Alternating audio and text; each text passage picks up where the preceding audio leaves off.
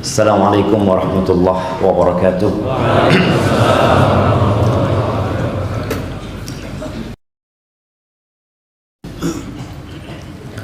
Alladzi radda ilaina arwahana wa afana fi ajsadina wa adhina lana bidzikri. Segala puji bagi Allah Jalla Jalaluh yang telah mengembalikan kepada kita arwah kita,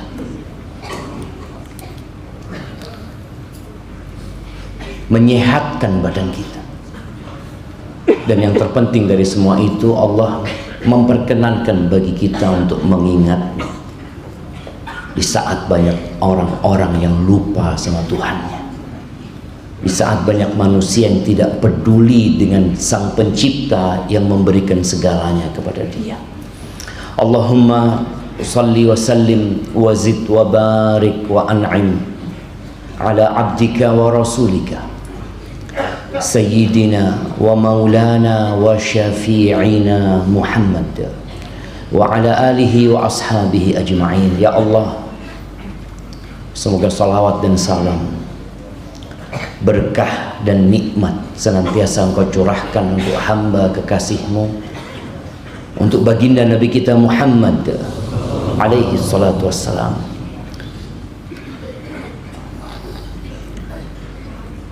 untuk manusia terindah yang pernah menginjakkan kakinya di muka bumi, untuk hamba yang diutus oleh Allah dengan amanah yang begitu besarnya menyelamatkan umat manusia, dan beliau telah berjuang dengan segala yang beliau miliki. Beliau telah menyampaikan amanah yang Allah bebankan kepada beliau,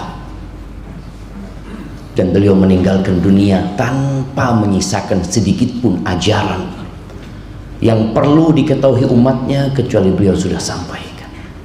Dan semoga salawat itu bersambung untuk keluarga beliau, untuk istri-istri beliau, untuk putra putri beliau, dan untuk seluruh sahabat Nabi. Semoga Allah meridhai kita bersama mereka. Amma ba'd, jamaah rahimakumullah, bahagia bisa sampai ke tempat ini, bertemu dengan saudara-saudara yang kita tidak dilahirkan dari satu rahim. Kita mungkin juga tidak saling kenal, tapi ada iman yang mengumpulkan kita, yang Allah Azza wa Jalla mengatakan innamal mu'minuna ikhwah. Orang-orang beriman itu bersaudara. Tapi kita punya masalah. Banyak di antara kita yang tahu dengan ayat tersebut, tapi tidak tahu bagaimana menjaga persaudaraan. Dia tidak mengerti bagaimana memupuk persaudaraan. Dia juga tidak tahu bagaimana agar cinta di antara saudara ini bersemi. Ada sebuah istilah yang insya Allah semua hafal, ya, tak kenal maka tak sayang. Apakah antum yang hadir di sini sudah saling mengenal? Nah, ana mau tanya, Masya Allah, antum, nah, kenal sama yang di kanan antum? Hah? Enggak kan? Ada apa duduk bareng di situ? Ayo kenalan dulu semua jamaah. Semua kenalan dengan yang di kanan dan di kiri. Kita saudara, nggak akan sayang antum kalau nggak kenal sama mereka. Tanya siapa namanya, dari mana, apa pekerjaannya. Bismillah.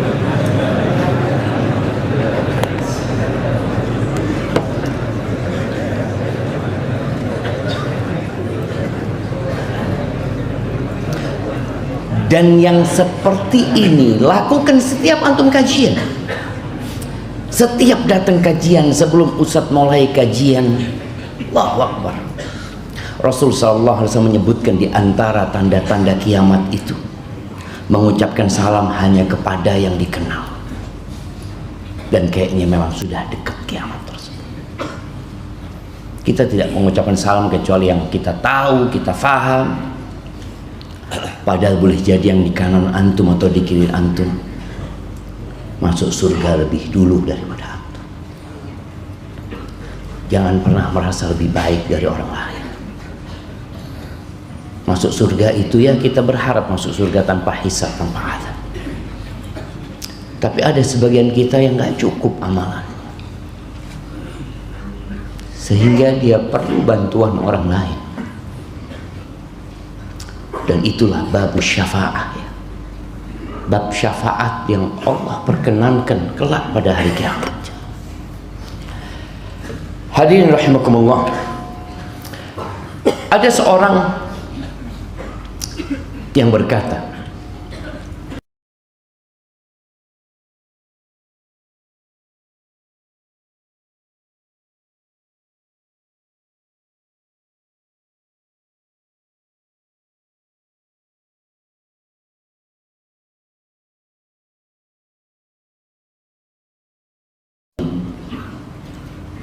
maka dia sadar, lalu menurunkan targetnya, mengatakan, aku akan merubah negeriku.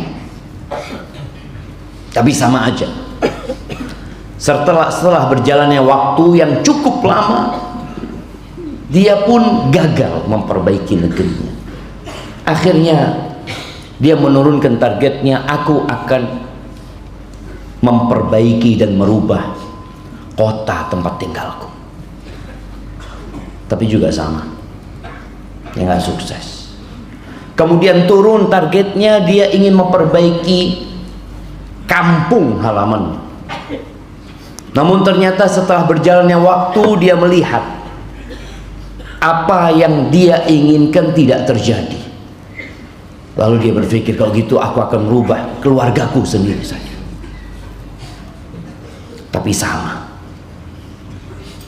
keluarganya nggak berubah. Dan dia sekarang sedang berada di atas ranjang kematian. Lalu dia sadar, andai kata aku mulai merubah diriku sendiri, insya Allah aku mampu merubah keluargaku. Setelah aku merubah keluargaku, insya Allah aku bisa merubah kampungku. Dan mungkin aku bisa merubah kotaku. Ini yang terjadi dengan banyak manusia, jamaah.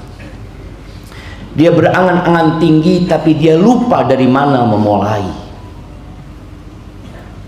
Sehingga banyak yang gagal dalam membina rumah tangga, banyak yang gagal mendidik anak-anaknya, banyak yang gagal untuk masuk surga. Allahumma inna nas'aluka al-jannah wa na'udzubika minan nar. Ahibati fillah, dunia yang kita tinggal di dalamnya hanya sementara.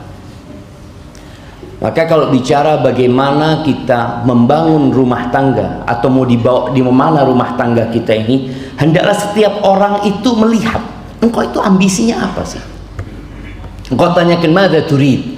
Engkau mau apa? Makanya kalau orang masuk ke sebuah warung, dia ditanya, mau apa? Antum mau apa? Apakah semua yang duduk di masjid ini, yang sedang mendengarkan kajian, semua tujuannya adalah akhirat? Belum tentu. Kita tahu perang Uhud, perang yang terjadi di tahun ketiga Hijriah. Perang di mana 700 sahabat Nabi radhiyallahu taala anhum harus berhadapan dengan 3000 pasukan yang jiwa mereka sedang membara untuk balas dendam, menghabisi Rasulullah SAW dan para sahabat. Mereka datang dari jarak yang sangat jauh, 435 km kira-kira, menuju ke kota Madinah. 700 pasukan itu ternyata Allah berikan kemenangan, tapi sementara. Kemudian gara-gara ada yang tidak taat dengan aturan Nabi SAW, Allah berikan kekalahan. Abdullah bin Mas'ud radhiyallahu ta'ala anhu berujar, dia berpikir, andai kata aku bersumpah dengan nama Allah bahwa semua yang ikut perang Uhud itu tujuannya adalah akhirat, aku berpikir aku tidak akan salah dalam sumpahku. Karena beliau melihat 700 sahabat di perang mati-matian jamaah. Sampai turun firman Allah yang menyingkap isi hati, mengungkap kemauan. Allah mengatakan, minkum man yuridud dunya wa minkum man yuridul akhirah. Itu sahabat-sahabat Nabi, itu generasi terbaik umat ini. Allah tegur, Allah katakan, sebagian kalian ambisinya dunia dan sebagian kalian ambisinya akhirat. Bagaimana dengan kita? Kita tidak sedang di medan perang, kita tidak sedang mempertaruhkan nyawa kita. Apakah niatan kita adalah akhirat? Ya, itu harapan. Tapi hendaklah setiap orang bertanya, mau apa kita? Apakah semua yang naik mimbar ini itu ambisinya akhirat? Enggak. Apakah semua yang bersedekah membangun masjid keinginannya adalah akhirat? Tidak. Sampai tatkala Rasul sallallahu alaihi wasallam mengatakan, awwalu man tus'ar bihin nar yaumil qiyamah. Ketika beliau mengatakan yang pertama menjadi korek api pada hari kiamat itu 3. Yang satu adalah alimun wa qari'ul Quran. Yang kedua adalah syahid. Yang ketiga adalah jawad. Semua orang-orang soleh yang amalan mereka amalan akhirat, amalannya amalan akhirat. Orang yang melihat akan berpikir, ini orang sedang beramal untuk akhiratnya. Iya. Tapi kata Nabi alaihi salatu wassalam, innallaha la yanzuru ila suwarikum wala ila amwalikum wa innama yanzuru ila qulubikum wa a'malikum. Allah tuh melihat kepada hati kalian. Itu dilihat sama Allah. Kehadiran kita di sini, iya dilihat, amal kita dilihat. Tapi yang utama adalah hati. Anak-anak kita mau kita bawa kemana? Yang berdiri. Di sana masih ada tempat? Kayaknya masih ada tempat sebelah kiri itu. Silakan masih. Nah, masih ada tempat ya. Silahkan masuk. Sebelah utara masjid. Silakan. Iya. Tafadhol, dikasih jalan jamaah. Mohon kasih jalan ikhwan sekalian. Yang berdiri silakan masuk. Iya, jangan duduk di jalan. Jangan duduk di jalan. Terus ke pojok. Kalau masih bisa ya.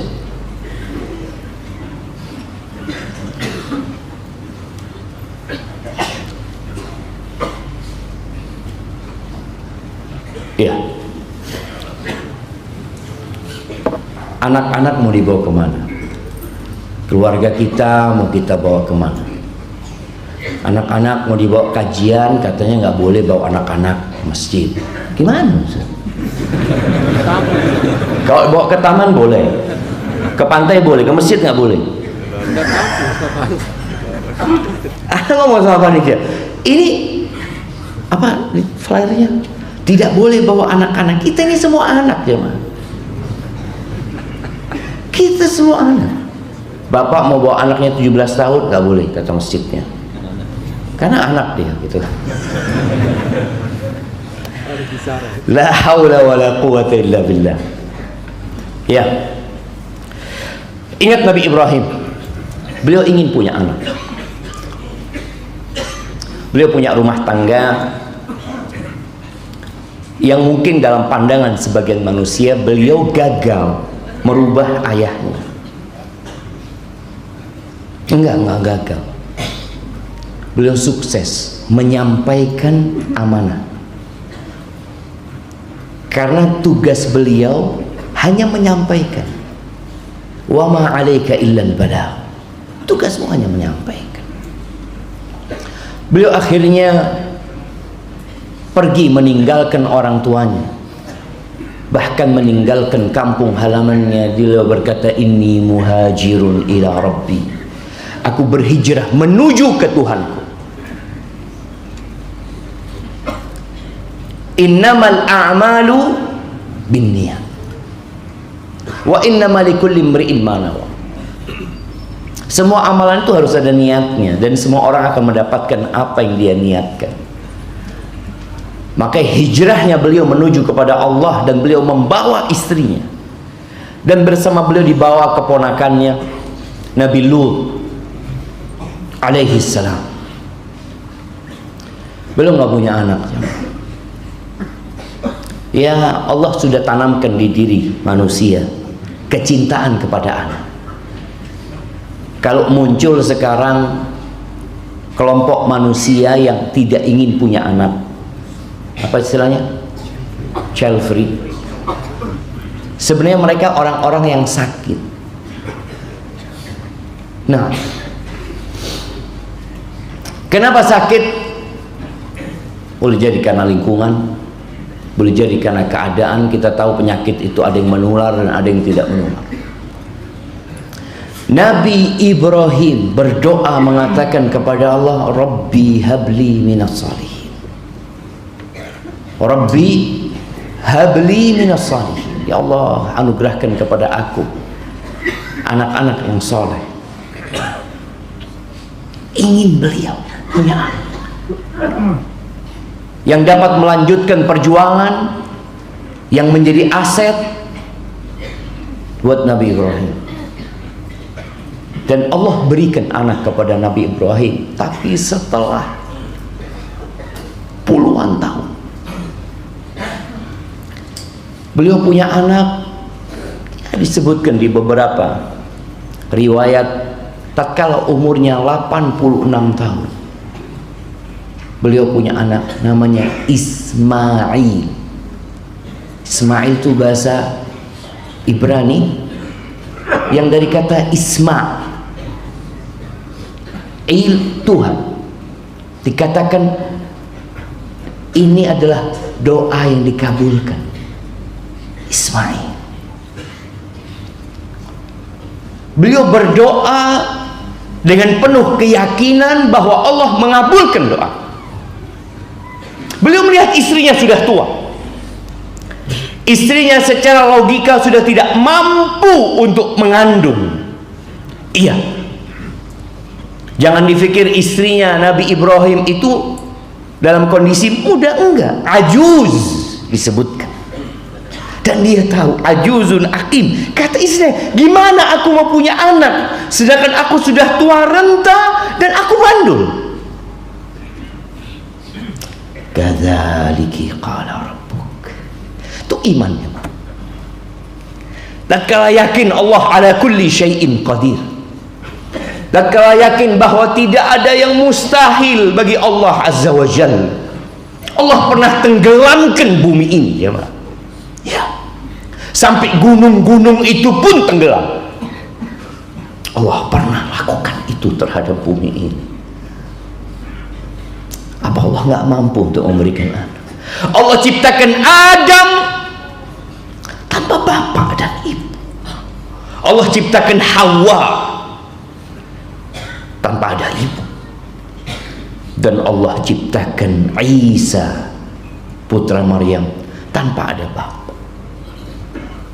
Maka keimanan seseorang menjadikan dia terus berharap kepada Allah tanpa putus asa. Rabbi habli minas salihin. Tapi beliau tidak meminta sembarangan anak. Beliau minta yang soleh. Sebagian kita berpikir untuk memperbaiki keturunan dari sisi fisiknya, sehingga dia tidak salah pilih ibu. Nggak salah. Dia pilih wanita yang cantik, Karena memang dia berharap punya anak-anak yang baik dari sisi fisik. Tapi ternyata sebagian anak-anak yang tampan dan cantik membuat orang tuanya menderita hidupnya fid dunya wa fil akhir. Maka mintalah Rabbi habli minas salihin. Allah berikan anak. Yang pertama bernama Ismail. Setelah beberapa waktu Allah kasih lagi Ishak. Ishak ini yang dari Sarah yang sudah tua renta. Ismail dari Hajar. Tatkala punya anak, Nabi Ibrahim alaihissalam merubah doanya. Dirubah doanya. Beliau berdoa, wajnubni wa baniya an na'budal asnam. Ya Allah, jemaah. Anak kadang kalau baca doa ini, berapa kali anak baca doa ini? Nabi Ibrahim doa itu, jemaah. Hindarkan aku dan anak keturunanku dari menyembah berhala-berhala. Setelah beliau punya keturunan, dalam doa-doa beliau disisipkan anak-anak. Anak-anak belum bisa apa-apa. Dan beliau khawatir. Beliau sudah melihat bagaimana manusia disesatkan oleh berhala-berhala. Rabbi innahunna adlalna katsiran minan nas. Wahai Rabbku, itu berhala-berhala banyak menyesatkan manusia. Dan antum hitung jemaah, penduduk bumi yang jumlahnya 8 miliar, 6 miliar dari mereka tidak mentauhidkan Allah Azza wa Jalla. Mereka melakukan kesyirikan. Bayangkan 6 miliar penduduk. Pantas Nabi Ibrahim takut. Oleh karena itu para ulama mengatakan, kalau Nabi Ibrahim takut, bagaimana dengan kita? Sebagian kita nggak takut. Buktinya nggak pernah doa minta kepada Allah agar anak-anaknya dihindarkan dari kesyirikan, agar keluarganya dibangun di atas tauhidullah. Enggak. Engkau lihat, kapan kau berdoa memohon kepada Allah agar anakmu dihindarkan dari kesyirikan? Banyak kita berdoa agar anak-anak kita selamat dunia dan akhirat. Nah, agar anak-anak sukses, agar anak-anak nanti ya sekolah di tempat sekolah yang baik, agar anak-anaknya dapat pekerjaan, dapat jodoh. Ya, doa-doa orang tua baik buat anaknya. Tapi lihat, semua dimulai dengan tauhid. Kalau engkau meminta sama Allah, minta agar anakmu di atas tauhid sampai mati, dihindarkan dari kesyirikan. Apa gunanya jadi anak soleh? Banyak amal kesolehannya kalau dia melakukan kesyirikan. Allah Azza wa Jalla mengatakan kepada Rasul sallallahu alaihi wasallam, la in asyrakta wa laqad uhiya ilaika wa ila alladhina min qablika la in asyrakta la yahbatanna 'amalu wa la takunanna minal khasirin. Telah diwahyukan kepadamu dan kepada nabi-nabi sebelummu, apabila engkau melakukan kesyirikan, gugur semua amalan, nggak ada gunanya. Jangan. Hajimu tidak berguna, umrohmu tidak bermanfaat, sholatmu sia-sia, puasamu hanya memberikan lapar dan haus. Itu kesyirikan. Kita sholat memulai dengan tauhid. Allahu Akbar. Bayang. Dan kalimat tauhid itu terus dikumandangkan di menara-menara masjid. Allahu Akbar, Allahu Akbar. Asyhadu an la ilaha illallah. Ditutup dengan tauhid dan takbir untuk Allah Azza wa Jalla. Maka kita perlu berpikir yang pertama, memperbaiki diri kita, memperbaiki tauhid kita. Apakah kita sudah takut dengan kesyirikan atau kita merasa aman? Bagaimana Rasulullah Sallallahu Alaihi Wasallam tatkala beliau berjalan di lorong-lorong kota Mekah, di pasar-pasar kota Mekah, di tenda-tenda jamaah haji yang datang ke Mekah, beliau mengatakan, qulu la ilaha illallah tuflihu. Katakan la ilaha illallah, kalian selamat, kalian selamat. Jemaah, kesyirikan ini Allah sebut inna syirka la zulmun azim. Sebuah wasiat ayah kepada anaknya. Wa idh qala Luqmanu libnihi wa huwa ya'idhuhu ya bunayya la tusyrik billah inna syirka la zulmun azim. Ini bapak ngasih nasihat anaknya, ya Allah ya. Bapak ini harus punya waktu duduk sama anak. Bapak ini hanya berpikir cari duit, jangan hanya berpikir cari uang. Dia berpikir, sudah aku lakukan tugasku, aku sekolahkan dia,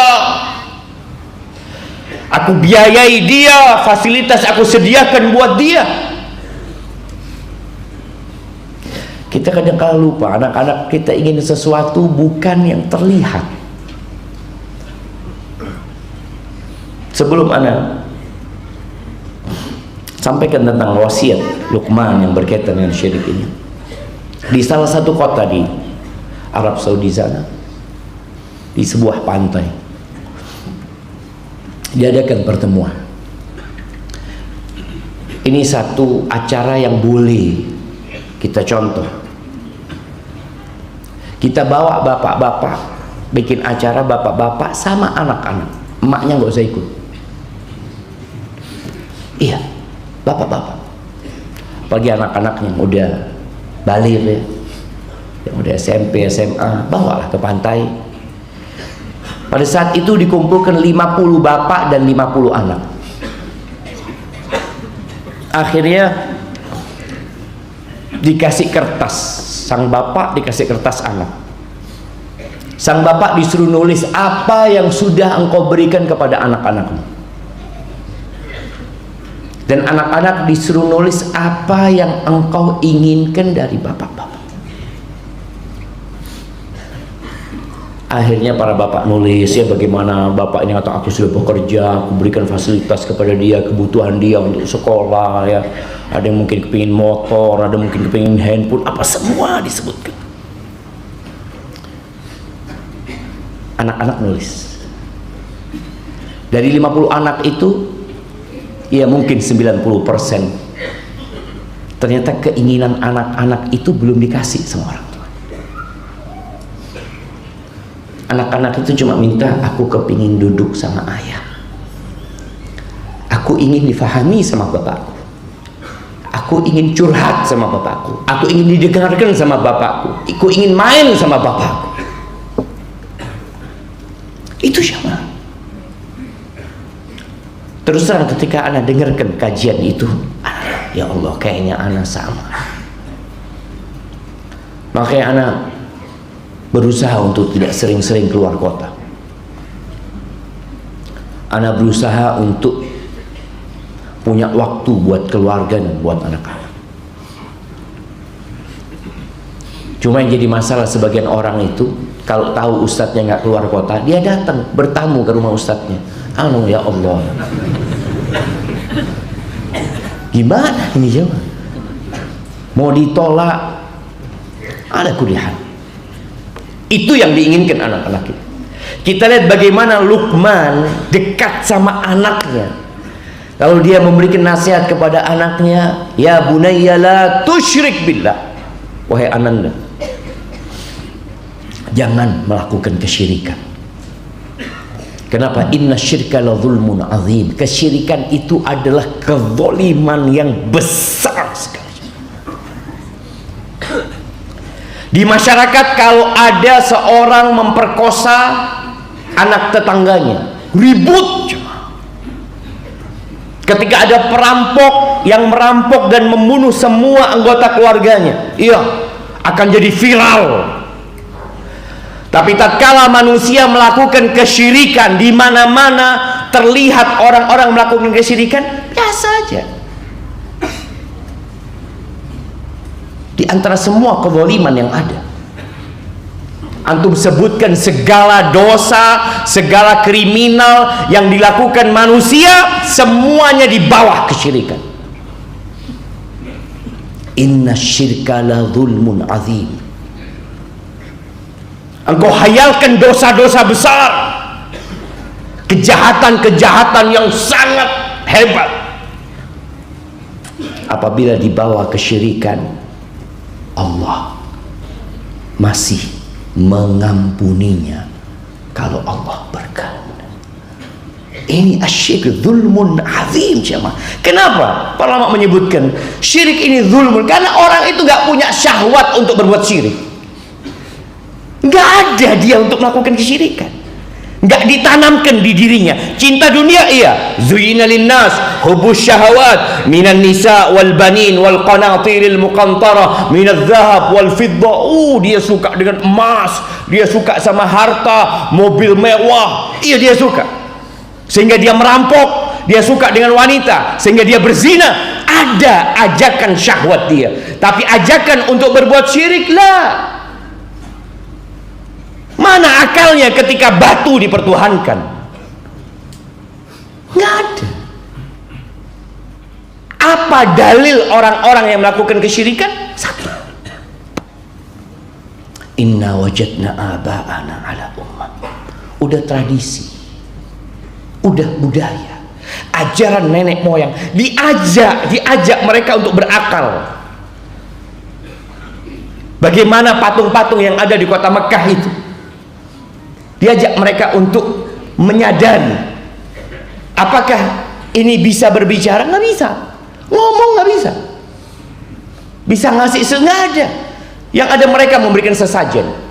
Dan Nabi Ibrahim alaihissalam benar-benar memberikan pelajaran buat kaumnya, menegakkan hujah Allah azza wa jalla ketika menghancurkan berhala-berhala di negeri beliau. Semua berhala-berhala itu dihancurkan kecuali yang paling besar. Ditangkap Nabi Ibrahim, ditanya, a anta fa'alta hadza bi alihatina ya Ibrahim. Ibrahim, engkau yang melakukan ini, engkau yang menghancurkan Tuhan-Tuhan kami. Bayangkan Tuhan bisa dihancurkan. Itu pertanyaan itu sudah menggelikan. Apa kata Nabi Ibrahim? Bal fa'alahu kabiruhum hadza fas'aluhum in kanu yantiqun. Aku yang menghancurkan. Kau tanyakan tuh yang paling besar tuh. Yang paling besar itu yang melakukan. Engkau tanyakan kepada yang hancur ini, kepada Tuhan-Tuhan kalian, tanyakan. Katanya, siapa yang menghancurkan engkau?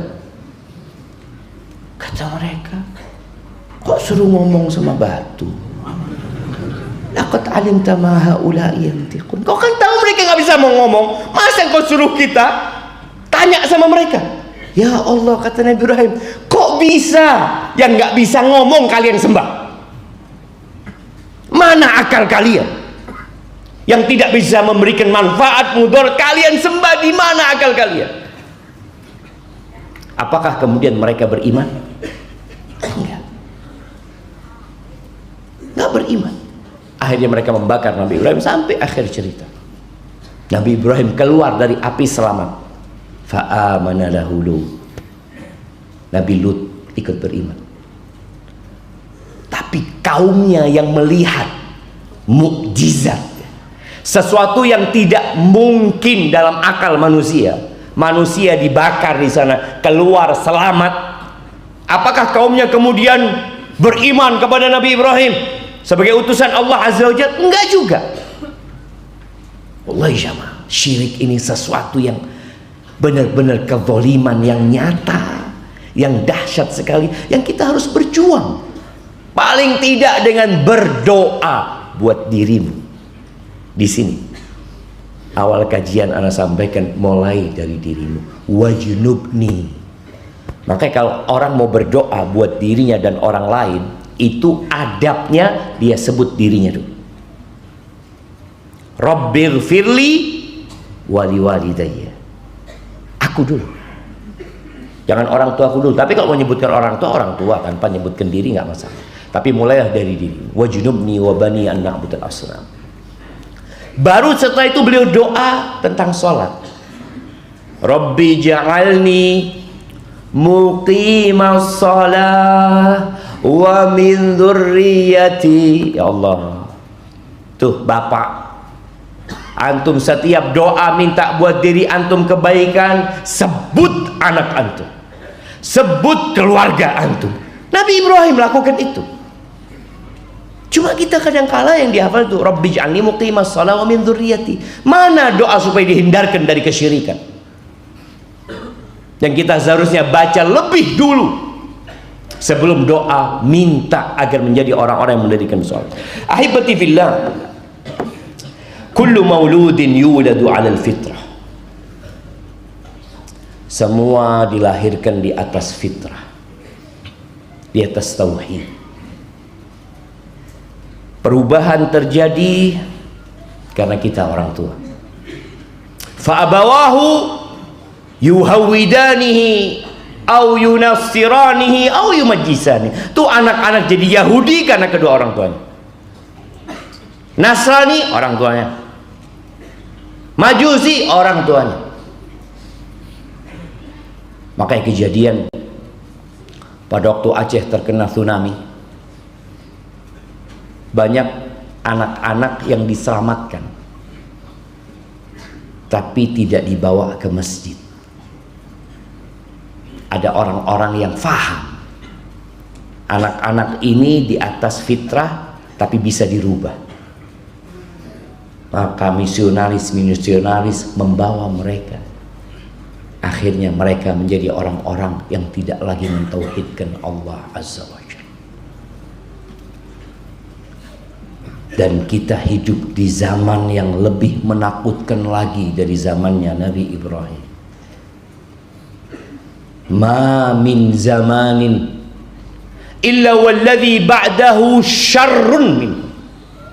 Tidak ada satu masa kecuali yang sesudahnya lebih buruk daripada yang sebelumnya.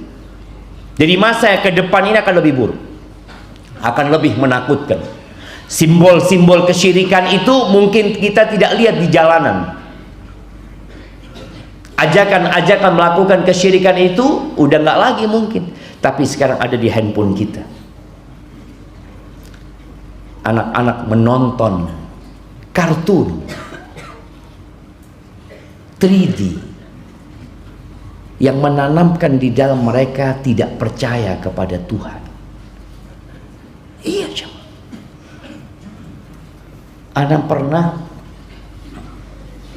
nonton film, bukan kartun, 3D dia kalau nggak salah ya. Jadi di langit itu ada dua kekuatan.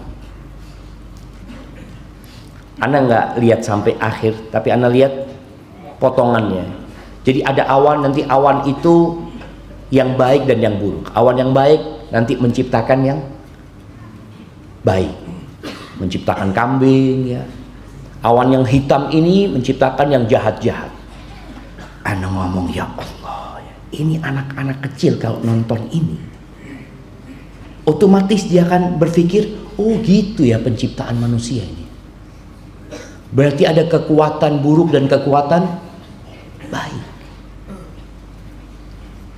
Itu ada aja di tontonan anak-anak kita, di game-game mereka ya.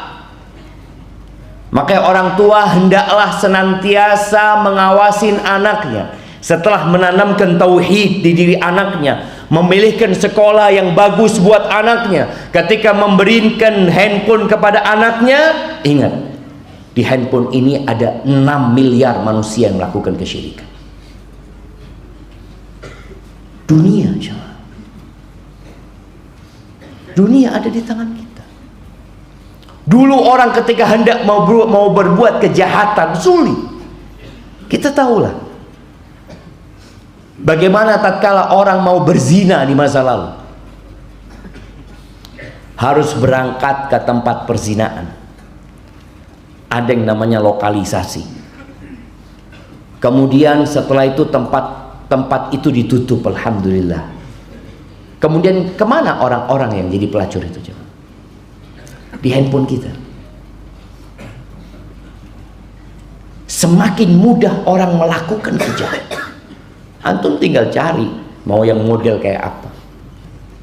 Dan di mana tempat mereka? Mungkin di sebelah rumah antum. Iya.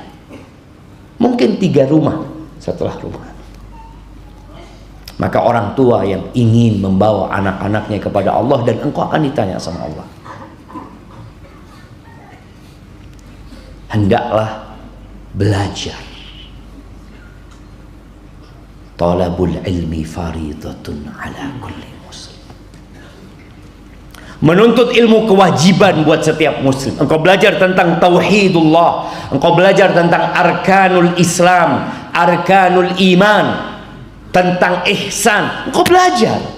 Ini sebuah kewajiban. Sebagian kita sekolah sampai menjadi profesor, wudunya nggak benar, wudu nggak bisa. Padahal itu kewajiban tiap hari. Ketika tidak ada air, dia seharusnya tayamum. Kadang-kala tayamum pun nggak ngerti bagaimana bertayamum. Masya Allah, dia baca buku yang banyak, tapi Quran jarang dibaca. Allah mengatakan, ya ayyuhalladzina amanu qu anfusakum wa ahlikum nara. Wahai orang-orang beriman, jagalah, peliharalah, selamatkanlah diri kalian dan keluarga kalian dari apa? Dari kelaparan, dari banjir, dari penyakit, dari api neraka. Antum lihat tatkala Covid, bagaimana orang menyelamatkan keluarganya dari Covid. Sekolah pun di rumah, masjid pun ditutup, pasar-pasar dirazia. Kenapa? Untuk menyelamatkan keluarganya. Jangan sampai anakku kena, jangan sampai istriku kena. Engkau begitu takutnya sama corona, tapi sama neraka sebagian biasa aja. Maka hendaklah kita belajar. Setelah belajar, engkau amalkan buat dirimu. Makanya orang ketika belajar, niat utamanya apa? Raf'ul jahli an nafsi. Niat pertama tatkala belajar, mengangkat kebodohan dari dirimu sendiri, dari diriku aku. Jangan berpikir, enggak, anak mau belajar untuk ngasih tahu orang-orang. Tunggu dulu, engkau dulu kasih tahu. Kok mau kasih tahu orang-orang? Iya Ustaz, orang-orangnya pada nggak benar Ustaz. Engkau sudah benar, walhamdulillah Ustaz. La haula wala quwwata illa billah. Setelah engkau belajar, engkau ajarkan. Jangan salah pilih istri. Tatkala engkau ingin menyelamatkan keluargamu dari api neraka, jangan salah pilih istri. Kenapa? Karena orang yang akan lebih banyak sama anak kita siapa? Istri kita. Kemarin anak tanya dengan mahasiswi di kampus. Anak tanya, kau mau jadi apa? Kebanyakan mereka mengatakan mudarrisa. Ingin jadi guru. Anak sampaikan kepada mereka, kalau bisa mulai sekarang anti jangan punya cita-cita jadi mudarrisa. Anti punya cita-cita jadi madrasah. Madrasah bukan cuma guru, yang ngajarin anaknya orang, tapi bagaimana engkau menjadi madrasah yang full, ada gurunya, ada kepala sekolahnya, ada fasilitasnya, dan itu ibu. Al-ummu madrasah. Tak kala antum tidak salah pilih ibu, tenang antum. Antum tak kala memang harus merantau. Ya, sebagian kita rizkinya ada di Malaysia. Sebagian kita rizkinya ada di Jakarta. Sebagian kita rizkinya ada di tengah lautan, yang kadangkala terpaksa dia harus melaut berbulan-bulan. Kalau ternyata antum salah pilih istri, na'udzubillah, istri antum berzina dengan tetangga dan anak-anak tidak diurusi. Nabi SAW mengatakan, fadfar bidzatid-din taribat yadak. Engkau mau beruntung hidupnya, mau selamat hidupmu, pilihlah yang agamanya baik. Selesai sudah jamaah. Allah, kalau urusan yang lainnya insya Allah lama kelamaan antum terbiasa. Kalau urusan wajah perempuan, dia semua tahulah, yang sudah menikah tahu bahwa manusia melihat yang belum dia miliki tidak dalam wujud asli. Nah, antum melihat istri antum sebelum antum menikahi itu tidak dalam wujud asli. Makanya antum ngelihat sandalnya aja, Allahu Akbar, Allah ini dia ikut kajian nih kayaknya dia. Itu masih baru antum mau melamar dia. Nanti antum sudah nikah, dapat sebulan, melihat dia selwirannya kanan kiri. Ada apa dari tadi, dari sana ke sini, dari sini. Dulu sebelum menikah lewat motornya, Allah, ya Allah lakal hamdu kullu, syukur dia. Tidak dalam wujud aslinya. Makanya kalau bicara urusan wajah, urusan kecantikan, yang antum akan hidup bertahan sama dia, agama. Dia yang akan mendidik anak-anak antum, membesarkan mereka di atas tauhid, mendampingi mereka ketika pegang handphone. Nih emak-emak nih, kalau ngasih handphone sama anaknya, duduk di sebelahnya. Jangan dikasih handphone anaknya kemudian engkau sibuk dengan kegiatan lainnya. Kenapa? Karena anak itu nggak tahu apa yang dia buka. Dia hanya bisa dengan jarinya ke atas, ke bawah, ke atas, ke bawah. Kadang-kala dia ada suara, dia tulis suara. Apa dia ngomong? Anak-anak kayak gitu. Ya, semoga dengan cara seperti itu kita bisa membawa keluarga kita menuju kepada Allah Azza wa Jalla. Dan ingat, dunia ini sementara, tinggalkan banyak kesenangan dunia untuk kesenangan yang kekal dan abadi. Barakallahu fiik. Itu yang dapat Anda sampaikan. Mungkin kita masuk ke sesi tanya jawab. Fadhal Ustaz. Jazakumullah khair Ustaz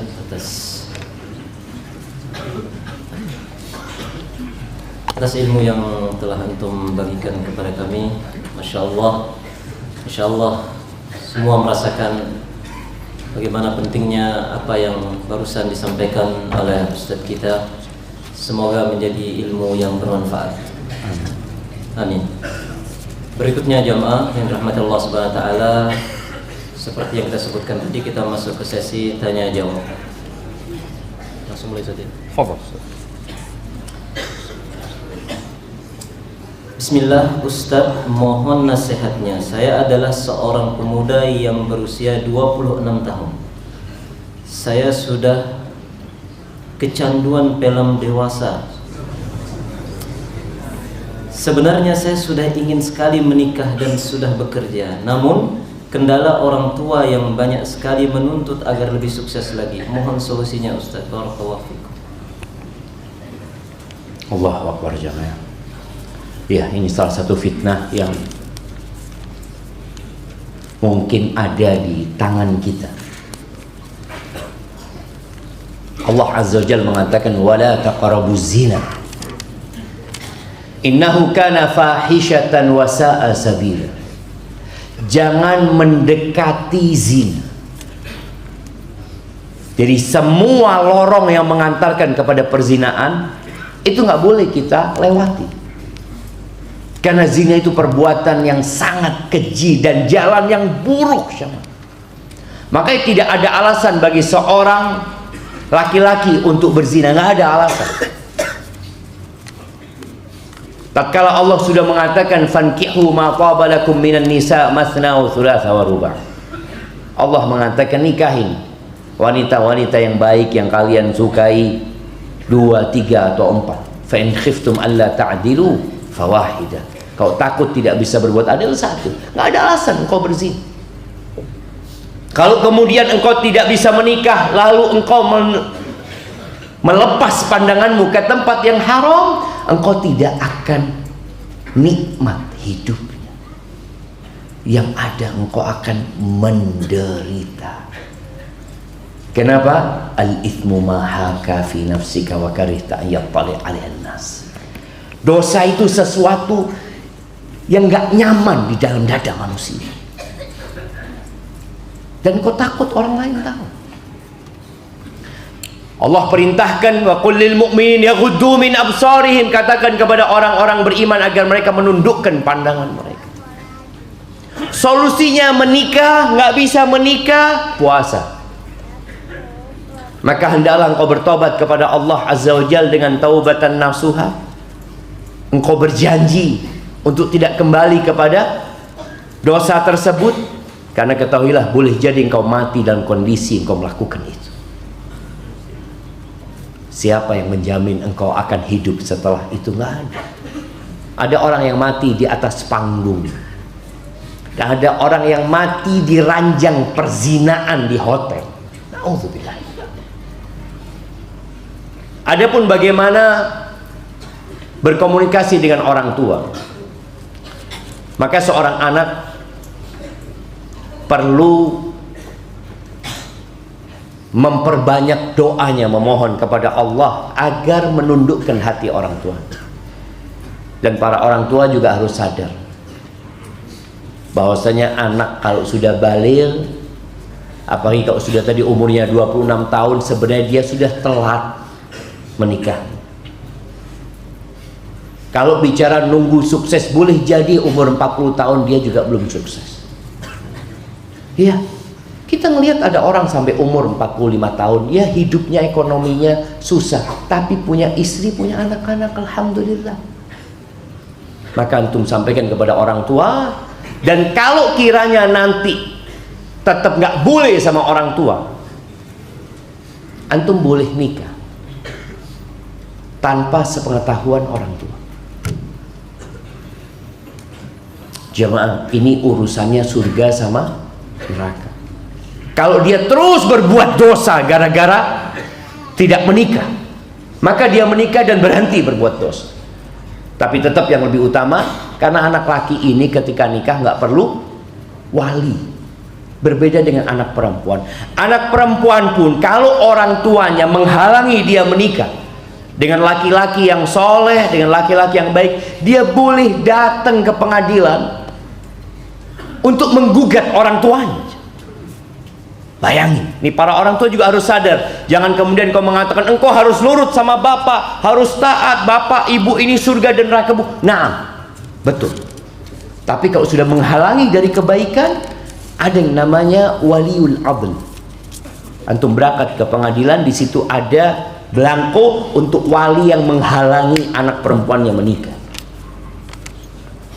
Karena tujuan kita hidup mengabdi kepada Allah Azza wa Jalla. Ketaatan kita kepada orang tua fil ma'ruf, dalam hal kebaikan.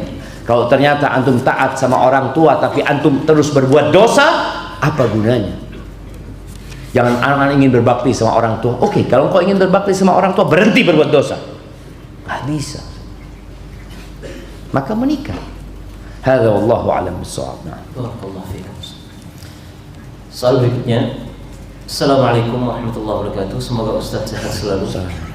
Mau tanya, apakah takut yang berlebihan kepada istri termasuk syirik? Mohon nasihat. Nah, jamaah, apakah memang di Lombok kayak gitu? Sepertinya. Ya, sebenarnya bukan takut sama istri,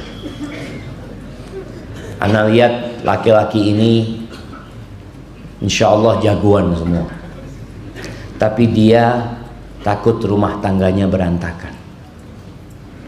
Dia takut keluarga yang dia bina akhirnya tidak tahu mau dibawa kemana. Disitulah ada laki-laki yang menghargai istrinya. Ada seorang alim ulama yang istrinya mungkin sama dengan istri sebagian orang di sini, ngomongnya kasar, ya, teriak-teriak. Ketika sohibnya bertamu, ini ada buku judulnya As-Sabru 'alal Azwaj, ala Zawjat, As-Sabru 'alal Zawjat, ala Azwaj, rupanya sabar menghadapi pasangan hidup. Ketika dia sampai rumahnya, dilihat kok kayaknya istrinya ini suka marah-marah sama suaminya, teriak-teriak ngomong tamunya. Ustaz, antum kenapa nggak ganti istri aja? Bukan nambah istri, antum kan berpikir mau nambah istri, ini suruh ganti istri. Kenapa antum nggak ganti istri aja? Kata dia, aku takut istriku ini adalah azab yang Allah berikan kepada aku karena dosa-dosaku. Kalau aku ganti istri takut lebih parah dari ini. Yang ada inilah diterima, kata dia. Jadi insya Allah ketakutan antum itu kadang-kala takut rumah tangganya berantakan. Makanya bagaimana menghadapi istri? Ya berdoa. Berdoa dan berikan hak-hak istrimu. Insya Allah Allah bukakan jalan buat antum. Barakallahu fiik. Soal berikutnya adalah, apakah pahala yang terhapus karena dosa bisa kembali lagi? Barakallahu fiik. At-taib minadz dzambi kaman la dzamba lahu. Orang yang bertobat dari suatu dosa seperti orang yang nggak punya dosa. Dalam hadis ini kan orang itu jadi kosong, nol, dimulai dari nol catatannya, nggak punya dosa, catatan dia dosa-dosanya kosong. Ya, amal kebaikannya tetap, tapi ternyata ada penjelasan dari Allah Azza wa Jalla di dalam surat Al-Furqan. Allah mengatakan, illa man taba wa amana wa amila amalan salihan fa ulaika yubaddilullahu sayyi'atihim hasanat. Jadi ketika orang itu bertobat, beramal soleh, dia beriman, dia benar-benar berubah, Allah hapuskan dosanya dan dosa-dosa itu dirubah menjadi pahala buat dia. Jadi bukan dikembalikan amal soleh antum, tapi dosa antum dirubah jadi kebaikan. Dan juga Nabi SAW jelaskan di dalam hadis yang berbincang tentang hari kiamat, di mana orang-orang yang disidang, ada salah satu persidangan di mana orang ini disebutkan dosa-dosanya sama Allah. Engkau melakukan dosa ini, iya ya Allah. Engkau melakukan dosa ini, iya ya Allah. Dia sebutkan. Kemudian Allah sebutkan, ketika orang yang sudah yakin dia akan binasa, dikatakan itu dosa-dosamu aku hapuskan dan aku ganti dengan kebaikan. Lalu orang ini mengatakan, ya Allah, aku kok nggak ngelihat ada dosa-dosa yang lain belum disebutkan di situ. Karena dia ingin rahmat Allah Azza wa Jalla. Jadi jangan pernah khawatir tatkala antum bertobat dengan Allah, kepada Allah Azza wa Jalla, semua kesalahan antum dihapuskan, bahkan dirubah menjadi kebaikan. Hadza wallahu a'lam bissawab. Pertanyaan berikutnya, Ustaz, tandai kami yang hadir di majlis ini jika antum masuk surga. Allahu akbar jamaah. Amin. Antum tanda, anak sudah kasih tahu antum tuh, sebelah antum nggak mau kenal antum. Gimana mau menandai antum ini kayak gini? Pertanyaannya, Ustaz, sampai manakah batasan kita sebagai suami menghadapi istri yang selalu minta cerai dan cerewet? Syukur. Ya, istri itu kayak gitu. Kalau istri antum nggak cerewet, bisu.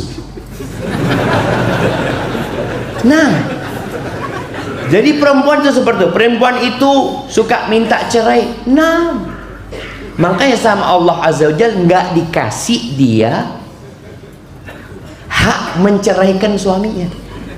Kalau dia punya hak menceraikan suami, oh, udah nggak ada yang punya istri di sini. Sahih, itu tabiat wanita. Bagaimana Nabi SAW mengatakan tentang wanita itu, lau ahsanta ila ihdahunaddah, kalau engkau berbuat baik kepada mereka, kepada salah satu dari mereka setahun, sepanjang tahun kau berbuat baik, thumma ra'at minka syai'an, lalu dia melihat engkau melakukan sesuatu yang menyakitin dia, apa kata dia? Ma ra'aitu minka khairan qat, aku nggak pernah melihat engkau berbuat baik sedikit pun. Bayangkan, itu tabiat wanita. Jadi kalau antum punya istri yang cerewet minta cerai, insya Allah kawan antum banyak gitu. Jadi jangan antum berpikir, waduh, anak kok hidupnya menderita, kayaknya anak mau ganti sama lagi itu dapat, bisa jadi. Baik, hanya saja sebagai seorang suami dia harus bisa merubah tabiat istrinya, karena tabiat itu bisa diarahkan. Istri yang cerewet itu manfaatkan untuk ngajarin anaknya. Istriku, aku lihat engkau ini Masya Allah pintar ngomong, ini itu. Bagaimana diarahkan supaya ngajarin anaknya. Dan alhamdulillah anak-anak tuh dirawat sama ibu, sama wanita. Wanita itu punya kosakata yang jauh lebih banyak daripada laki-laki. Kalau istri antum itu nggak cerewet, anak antum telat bisa ngomongnya, karena dia jarang diajak ngomong. Antum lihat perempuan itu, ini bayi belum bisa ngomong, ya Allah anaknya siapa ya, ini ya nanti kalau besar mau jadi apa ya. Antum lihat, ya Allah ini istrinya siapa, ini istrinya kamu ya. Jadi biasa dia seperti itu, cerewet ini itu ya, wajar. Cuma tadi diarahkan, kalau bisa kalau ngomong jangan sampai tetangga kedengaran. Kan ada perempuan-perempuan kalau ngomong tetangga sampai dengar. Namanya tetangga Ishak umpamanya, dia manggil anaknya Ishak, tahu tetangga lebih. Oh ternyata tetangga yang manggil. Itu terjadi sama wanita. Maka antum sabar, dan kalau dia minta cerai katakan, ya Allah gimana, aku mau pisah sama engkau, namamu itu di hatiku, aku gak bisa hidup tanpa engkau. Jangan minta cerai ya bismillah lah minta cerai. Jangan. Engkau suami yang harus pakai akal, dia pakai perasaan, dan wajar. Pagi minta cerai, malamnya sayang-sayang sama itu, besok pagi minta cerai lagi, kayaknya aku nggak kuat lagi. Maka hendaklah engkau bersabar menghadapi itu. Barakallahu fikum. Assalamualaikum Ustaz, Ana mau bertanya, bagaimana sikap kita ketika salah satu anggota keluarga hobi bikin status di sosmed yang secara terang-terangan menyindir anggota keluarga yang lain, termasuk saya? Ini pertanyaannya bukan Anda. Curiga dengan itu Ustaz. Apakah berdosa apabila kita hindari? Dan mohon nasihatnya Ustaz kepada beliau dan suaminya yang seakan membiarkan perilaku istrinya tersebut, karena ini menimbulkan perpecahan di dalam keluarga kami. Jazakallah khair. Masya Allah, barakallahu fiik. Yang pertama nasihat ana, jangan suka lihat status orang. Antum nyakitin diri antum sendiri. Udah tahu fulan bikin status yang gak nyaman, antum lihat lagi, lalu ya Allah ini dosa yang bikin status dulu. Yang baca, kenapa kau baca gitu dulu? Wallah jamaah kita itu kalau nggak kepo sama kehidupan orang, tenang hidup kita, tenang. Anak itu nggak tahu sama status istrinya, bikin apa dia ini, sampai orang lain Ustaz nggak ngeliat status istrinya, Allahu a'lam, nggak tahu. Sampai pernah anak kepingin tahu ngeliat status itu kayak apa sih? Jamaah, ada banyak kesibukan kita. Kenapa kita harus melihat statusnya orang lain? Yang akhirnya antum sakit hati, keluarga berantakan. Dimulai dari mana? Dimulai dari melihat status. Tapi kan gara-gara dia nulis status Ustaz, kalau antum nggak melihat, antum nggak akan sakit hati. Status itu seperti orang yang mindah omongan. Antum lihat, kita sama saudara kita, anak sama beliau, itu nggak ada masalah apa-apa, baik. Tapi tahu-tahu ada satu orang mindah omongan beliau, Ustaz, dia ngomongin antum kayak gini, sakit hati kan anak? Status itu kan tadi dipindah omongan orang itu sehingga kita melihat dan membacanya. Maka hendaklah kita menghindari melihat status orang. Yang kedua, bagi orang yang buat status, ma yalfidu min qaulin illa ladaihi raqibun atid. Tidak ada yang keluar dari lisan manusia, melainkan di situ ada yang mencatat dan mengawasi. Kalau itu lisan jamaah, kalau itu lisan, bayangin ya, yang diomongkan, yang setelah keluar suara itu hilang kan? Itu dicatat. Bagaimana yang kita tulis? Kita nulis dan ada catatannya. Jadi story-nya itu ada, bisa dilihat. Antum pernah nulis ini itu. Yang omongan aja ada, bagaimana dengan yang ditulis sama? Maka hendaklah engkau bertakwa kepada Allah Azza wa Jalla dengan apa yang kau tulis. Kebanyakan yang membuat orang masuk neraka itu lisan. Karena lisan itu banyak berbicara, dan kalau sekarang mungkin dengan tulisan membuat status itu, hendaklah engkau bertakwa kepada Allah Azza wa Jalla. Tulis status yang membuat orang bahagia. Orang ketika melihat dia berbahagia. Bukankah di antara amalan yang paling dicintai Allah Azza wa Jalla, sururun tudkhiluhu ila muslim, kegembiraan yang engkau transfer ke hati seorang muslim. Ini amalan yang dicintai Allah. Kenapa engkau bikin orang lain susah? Dan menghadapi orang seperti ini, jangan dilihat statusnya. Dia seperti orang bodoh yang berbicara, antum jangan jawab. Idza nataqa as-safih, kata Imam Syafi'i, idza nataqa as-safihu fala tujibhu. Fa khairun min ijabatihi as-sukut. Fa in kallamtahu farajta anhu wa in khallaitahu kamadan yamut. Ini orang yang bikin status ini, kalau antum nggak ngelihat, kan dia tahu kan? Dia tahu nggak dengan yang melihat status dia? Tahu. Antum nggak usah ngelihat. Semua anggota keluarga nggak ada yang ngelihat. Dia akan bingung, ya Allah, kok nggak dilihat sama mereka ya? Apa anak harus screenshot anak kirim ke mereka? Enggak. Dia lama kelamaan berhenti bikin status. Kenapa? Karena tidak ada yang menanggapi. Dia dianggap tidak ada. Jadikan dia seperti orang yang tidak ada. Antum hidup bahagia. Barakallahu fikum. Jazakumullah khair. Assalamualaikum warahmatullahi wabarakatuh. Pak Ustadz, ana izin bertanya. Ana mu'allab sejak 20 Agustus 2023. Masya Allah. Belum sebulan, Ustaz. Allah yubarik wa yuqawwih wa yuthabbitu. Amin. Ibu ana muslim dari dulu, bapak ana non muslim. Sebelum mu'allab ana sudah bicara keras ke bapak untuk memberitahu mu'allab. Mengajak mungkin maksudnya, Ustaz. Mengajak masuk Islam ya. Tetapi ia marah, mau bunuh diri. Ana diancam mau bunuh diri tersebut dan sebagainya. Lalu ana tinggal sama ibu dan langsung syahadat beberapa hari berikutnya.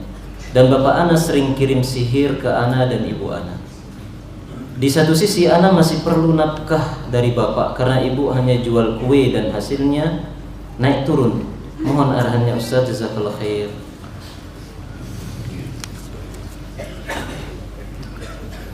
Nas'alullah husnul khatimah. Kita mohon sama Allah semoga kita mati husnul khatimah. Artinya orang yang muslim belum tentu mati Islam. Orang yang hafal Quran gak ada jaminan juga mati di atas Islam. Apalagi orang-orang yang seperti yang barusan kita lihat ya, semoga Allah memberikan istiqamah kepada dia. Ketika antum menyatakan keislaman, hendaklah antum bergabung dengan saudara-saudara sesama muslim. Antum belajar bagaimana Islam yang benar, yang dengan itu antum juga bisa berdakwah kepada abah antum. Kalau tadi disebutkan di sana antum mengangkat suara keras kepada bapak, itu sebenarnya adab yang tidak benar. Walaupun bapak melakukan kesyirikan, walaupun bapak menyuruh anaknya melakukan kesyirikan, kata Allah Azza wa Jalla, wa sahibhuma fid dunya ma'rufa, dampingi keduanya dalam kehidupan dunia dengan cara yang baik. Maka nasihat ana, antum belajar bersama siapa? Bersama orang-orang yang alim ya, masjid sini umpamanya. Belajar yang serius.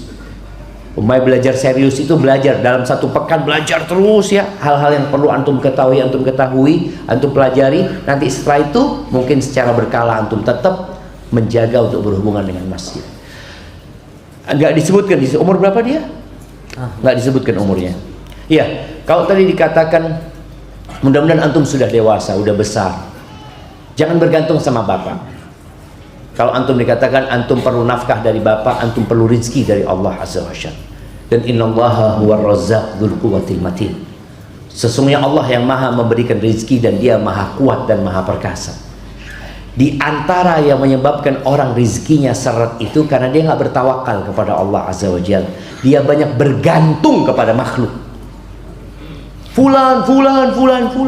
Ketika antum bergantung sama Allah Azza wa Jalla, Allah akan kasih rizki kepada antum sebagaimana Allah memberikan rizki kepada burung. Taghdu khimasan wa taruhu bitanan. Burung tuh kita lihat tadi pagi tuh burung pada terbang dalam kondisi lapar dia. Dia nggak punya kulkas di rumah. Antum pernah lihat? Dia punya uangnya taruh fulus, nggak ada. Musim hujan, musim kering, musim padi, nggak ada dia menyimpan sesuatu. Tapi dia yakin Allah akan kasih rezeki. Pagi hari dia berangkat dan dia pulang dalam kondisi kenyang. Dan nasihat anak buat antum, tadi antum bantu usaha ibu antum. Kemudian antum berusaha untuk mencari pekerjaan atau apa. Ketika antum masih sekolah, bisa seorang sekolah itu mendapatkan uang. Ya Allah jemaah, kalau anak lihat ya dulu kita waktu SD di masa anak, ada anaknya tetangga yang bawa es taruh di kantin ya, dia jualan, ada aja mereka lakukan. Ada yang ngumpulin kayu pada masa itu, ada yang kalau musim tanam padi dia ikut nanam padi. Banyak pintu-pintu rezeki, tapi pintu yang paling utama adalah bertawakal kepada Allah Azza wa Jalla. Dan semoga dengan cara itu antum bisa mandiri dan antum tetap mendakwain bapak antum. Antum datang ke bapak antum, sampaikan kepada bapak, ayah aku minta maaf ayah, kemarin mungkin aku ngangkat suara, aku marah-marah, aku minta maaf. Gak seperti itu, ternyata Islam mengajarkan aku berbakti kepada orang tua. Nah, mudah-mudahan dengan cara itu bapakmu ya hatinya semakin lembut dan menerima agama Allah ini. Hada wallahu a'lam bishawab. Berapa soal lagi Ustaz? Masih banyak kita yang soal. Kayaknya 2 pertanyaan lagi. 2 ya? Bismillah. Nah. Ini pertanyaannya Ustaz. Saya bertetangga dengan mertua. Saya sebagai pemimpin rumah tangga kadang tidak didengarkan karena istri lebih dengerin ibunya. Gimana sikap saya sebagai suami? Barakallahu fikum. Allahu Akbar ya. Ini masalah terjadi karena banyak orang tua yang tidak belajar. Kenapa menuntut ilmu itu wajib? Karena dengan ilmu semuanya jadi terang. Orang akan tahu mana hakku, mana kewajibanku, mana tugasku, dan mana yang harusnya aku kerjakan lebih dahulu, mana yang lebih utama dan mana yang boleh ditunda. Berkaitan dengan orang tua, orang tua itu sebelum anak-anaknya menikah, anak perempuannya menikah, maka anak-anak itu ya harus taat dan nurut sama orang tuanya. Tapi tatkala sang bapak menikahkan putrinya dan sang laki-laki mengatakan qabiltu nikahaha wa tazwijaha bil mahril madhkur, selesai. Surga dan nerakanya istri adalah suaminya. Cuma ini la ibu tahu wala istri faham. Dan ini juga masalahnya kembali kepada antum ketika menikah dengan orang yang tidak dzatud din, dengan wanita yang tidak faham dengan agama, sehingga dia pakai perasaan. Dia mengatakan gimana ibu ana? Ibu ana kan surga ana. Doa ibu ana kan mustajab. Nggak ada doanya suami mustajab. Ada doanya suami mustajab apa doanya ibu yang mustajab? Doanya ibu kan? Doanya orang tua yang mustajab. Ketika orang ini pakai perasaan, dia lupa bahwasannya suamimu itu surgamu atau nerakamu. Itu suami. Baik, apa yang harus dilakukan suami sekarang? Hidup bertetanggaan sama ibu, kemudian sama ibu mertua ya, sama mertua. Kemudian sang istri lebih mendengarkan ibu. Maka engkau jalin hubungan baik dengan mertua. Jalin hubungan baik, hormatin mertuamu, muliakan mertuamu. Di mana engkau bisa satu suara sama ibu mertua untuk ngurusin istri. Jadi perlu kadangkala kita dekat sama ibu mertua. Kalau memang anak ini lebih dengar sama ibu, lalu antum bawa istrimu kajian, ajari di rumah, atau bawa yuk kita ngaji, ajarin tentang masalah rukun Islam, rukun iman ya. Setelah dia terkenal sama Allah, dia jadi tahu oh ternyata Allah nyuruh aku itu lebih taat sama suamiku gitu. Kalau bapak memanggil fulana, ibu manggil fulana, Terus istri manggil, fulana sini. Ini bapak ibu manggil, suami juga manggil. Mana yang harus didahulukan? Suaminya. Kadang-kala orang tua mengatakan, loh Ustaz, anak yang membesarkan itu anak, anak yang menyekolahkan itu anak. Ibunya mengatakan, saya yang hamil 9 bulan. Kata suami, iya tapi kok dikawinkan sama aku? Kan sudah diberikan kepada aku. Iya, ada serah terima di situ yang orang kadang-kadang nggak paham. Coba lihat antum, kalau rumah antum sudah antum serahkan kepada orang lain, antum punya kuasa dengan rumah itu? Nggak bisa, antum sudah serahkan. Mau diserahkan hibah nih, aku berikan kepadamu, ya sudah milik orang itu. Mau dijual sama orang itu, mau ditempatin, mau dicat warna hijau, warna merah, apa punya dia. Antum sudah serahkan. Selama dalam ketaatan kepada Allah tentunya. Hada wallahu a'lam bissawab. Jazakumullah khair. Pertanyaan berikutnya, Assalamualaikum warahmatullahi wabarakatuh. Ustaz. Waalaikumsalam warahmatullahi. Istri ana sering dengar kajian tapi via YouTube. Kalau diajak datang kajian langsung susah, banyak alasan. Bagaimana cara menasihatinya dan membujuknya agar mau diajak datang hadir kajian? Syukran. Masya Allah, barakallahu fiik. Nah, untuk perempuan ya, memang lebih utama dia di rumah. Allah mengatakan waqarna fi buyutikunna wala tabarrajna tabarrujal jahiliyatil ula. Kalian tinggallah di rumah-rumah kalian. Perempuan itu kalau keluar ya jangan tabarruj, jangan berhias seperti berhiasnya orang-orang jahiliyah. Namun terkadang di rumah itu dia ngaji via YouTube, yang ngaji nggak ngaji. Gimana ngaji nggak ngaji? Dia setel YouTube-nya, dia main handphone, dia sambil tiduran, akhirnya kadang-kadang nggak fokus. Maka kalau bisa ada kajian perempuan, ikut kajian perempuan. Dulu di masa Nabi SAW, perempuan itu punya kajian khusus. Bahkan mereka datang mengatakan kepada Nabi SAW, ghalaba alaina rijal, ghalabaka alaina rijal. Laki-laki ini selalu datang kepada kita, nggak bisa belajar. Kita minta waktu khusus. Akhirnya sama Nabi SAW disuruh ke rumahnya fulana, Nabi yang datang ngisi kajian di sana buat perempuan-perempuan tersebut. Jadi kadang-kala suasana itu mendukung orang untuk serius ngaji. Kadang-kala berjumpa dengan kawan-kawan yang soleha itu menambah keimanan.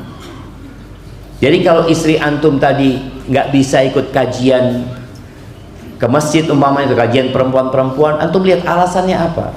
Kalau alasannya ini enggak, anak nggak suka keluar rumah, anak lebih suka ngaji di sini, ya alhamdulillah. Tapi kalau dia suka ke pasar, suka ke pantai, kajian enggak, oh ini masalah ini. Karena ada suami-suami yang Masya Allah, dia tahu sholatnya wanita di rumah itu lebih baik daripada sholat di masjid. Dia kasih nasihat istrinya, istriku, engkau sholatnya di rumah, tetap engkau ibadah di rumah. Istri yang ngomong, bang aku mau ke masjid bang, lah fil bait, di rumah kata dia. Masya Allah, suami soleh. Terus istri yang ngomong, bang aku mau ke pasar bang, fadhol. Antum ke masjid nggak boleh ke pasar. Pasar itu tempatnya syaitan. Iya. Maka untuk istrimu itu tadi dilihat alasannya apa. Kalau alasan dia memang nggak ada, dia orangnya set, alhamdulillah, nggak suka keluar rumah, dia fokus didik anak-anak ya, insya Allah nggak ada masalah, tetap dia bisa ngaji di sana. Tapi kalau ternyata istrimu kemana-mana, tapi kalau diajak ke kajian banyak alasan, ya itu yang perlu diluruskan. Dan seorang istri hendaklah taat sama suaminya ya, ketika diajak kepada ketaatan kepada Allah. Barakallahu fikum. Kayaknya pertanyaan terakhir. Yang tadi Sudah itu terakhir sudah. Masya Allah. Barakallahu fiik. Jamaah rahimakumullah, ana mohon maaf ya, karena waktunya nggak bisa lebih panjang lagi. Tapi yang jelas sedikit kita amalkan jadi berkah buat kita. Semoga keluarga kita menjadi keluarga yang sakinah, mawaddah dan rahmah di atas tauhid, di atas ketaatan kepada Allah Azza wa Jal. Karena itulah kunci kebahagiaan kita di dunia dan di akhirat. Kurang lebihnya ana mohon maaf. Aqulu qauli hadza wa astaghfirullah li wa lakum wa lisairil mu'minin wal mu'minat fastaghfiruh.